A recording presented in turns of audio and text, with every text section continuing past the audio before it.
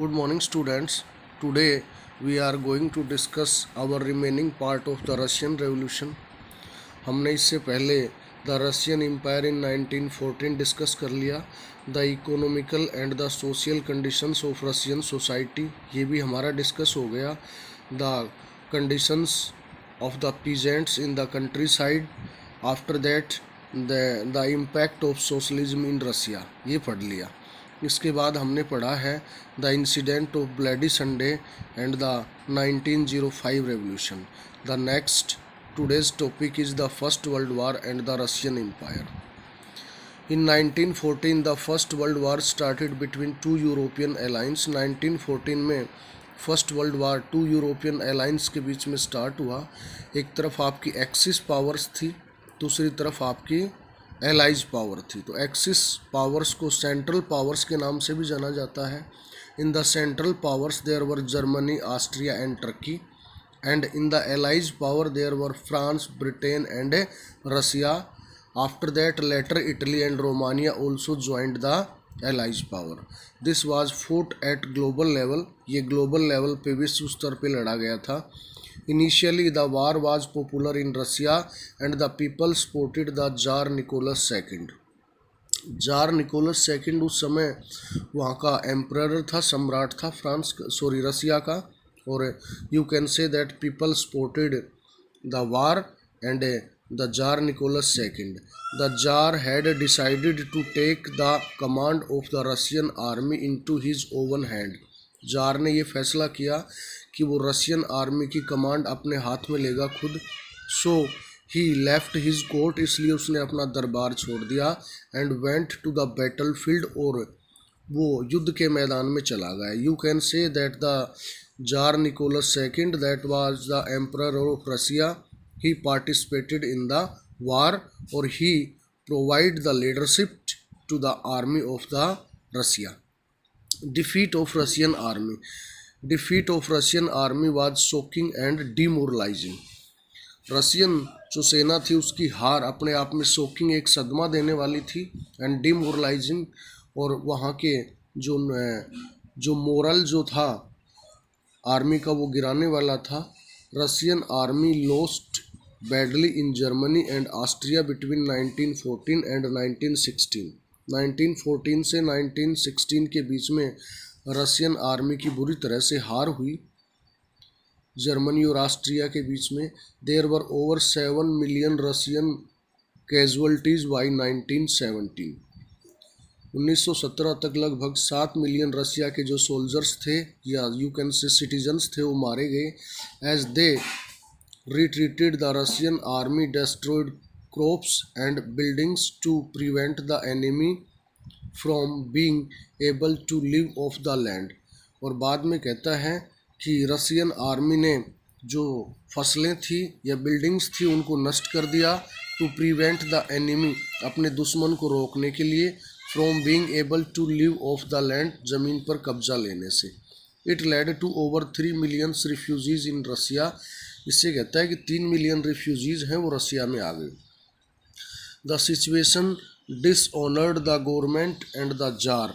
ये जो सिचुएशन थी वो सरकार के लिए और जार के लिए, that was the ruler of Russia, उसके लिए डिसऑनर्ड यानी एक अपमान वाली बात थी. Soldiers did not wish to fight such a war. अब सैनिक इस तरह का जो युद्ध है वो नहीं लड़ना चाहते थे.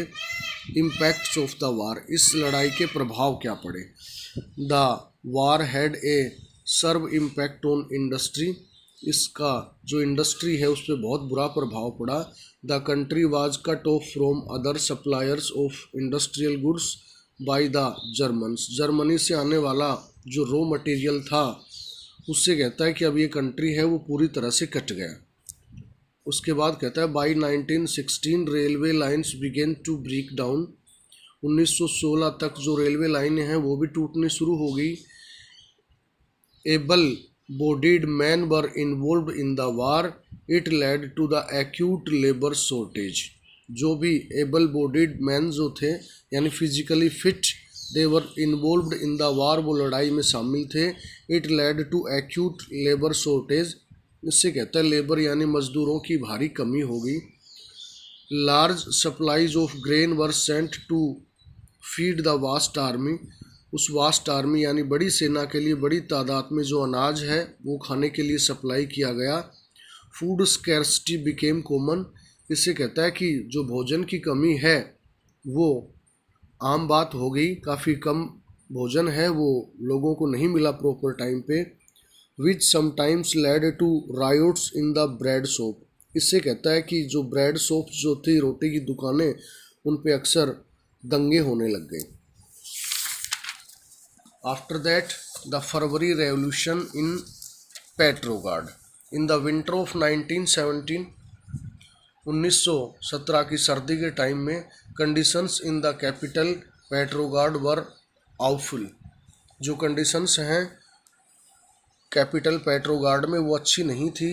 The layout of the city seemed to emphasis the divisions among its people as workers quarters and factories were on right bank of the Neva river while Winter Palace and the official buildings on the left. ये कहता है कि वहाँ के workers के जो quarters जो थे वो और जो फैक्ट्रियाँ थी वो नेवा रिवर के राइट साइड में थी, जबकि विंटर पैलेस और ऑफिशियल्स बिल्डिंग हैं वो इस नेवा रिवर की लेफ्ट साइड में थी। In February 1917 there was acute shortage of food in the Russia which made the life of workers very difficult. 1917 में रसिया में जो भोजन है उसकी भारी कमी हो गई, फूड आइटम्स शॉर्ट हो गए और इससे रसिया के जो वर्कर्स हैं their life became very difficult, उनका जीवन बड़ा कठोर हो गया। Parliamentarians were oppose to the tsar desire to dissolve the Duma. Duma that was the parliament, यानी पार्लियामेंटिशियंस जो पार्लियामेंट के मेंबर थे उन्होंने जार की इस इच्छा का विरोध किया कि वो डूमा को डिजोल्व कर दे, भंग कर दे। ऑन 22 फरवरी 22 फरवरी को a lockout took place at a factory on the right bank of the river Neva. River Neva के जो राइट बैंक पे जो फैक्ट्री थी उनमें एक इंसिडेंट हुई। द नेक्स्ट डे अगले दिन 50 factories called a strike in sympathy. इस इंसिडेंट के सिंपैथी यानी सहानुभूति में 50 जो फैक्ट्रियां हैं उनमें हड़ताल की गई। इन मैनी फैक्ट्रीज कई सारी फैक्ट्रियों में women also led the way to strikes on 23 February. 23 फरवरी को महिलाएं हैं उन्होंने भी हड़ताल कर दी। इन 1917 में this day came to be called International Women's Day और 23 फरवरी 1917 का जो डे है उसको इंटरनेशनल वुमेंस डे के नाम से जाना जाता है। Thank you, have a nice day.